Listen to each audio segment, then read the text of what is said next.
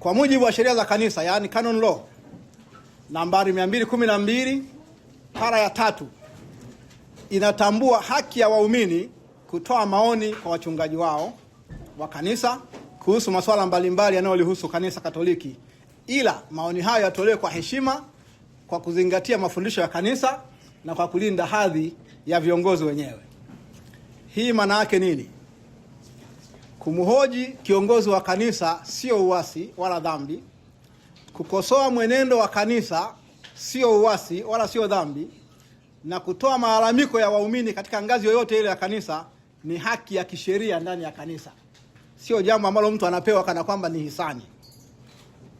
Kiongozi yeyote wa kanisa anayewanyamazisha waumini, anayewadhihaki ama kuwatukana pale ambako wanatekeleza haki hii ya kutoa malalamiko au ya kutoa maoni kwa viongozi wao, kiongozi wa namna huyu anakiuka sheria ya kanisa na anapinga na kupotosha mafundisho ya kanisa lenyewe.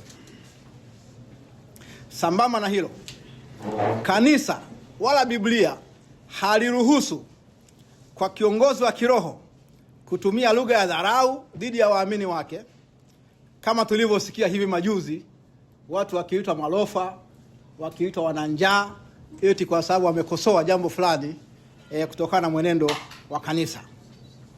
Kristo anasema, asemaye mpumbavu anastahili hukumu. Mathayo sura 5:22. Neno lenu liwe daima ni kwa neema. Wakolosai 4:6.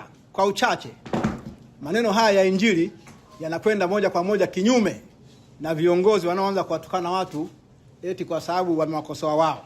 Sema pia ifahamike kwamba madhabahu ya kanisa si jukwaa la kisiasa, sio jukwaa la matusi, na mahubiri ya Katoliki yanaongozwa na miongozo inaitwa Catholic Homiletics.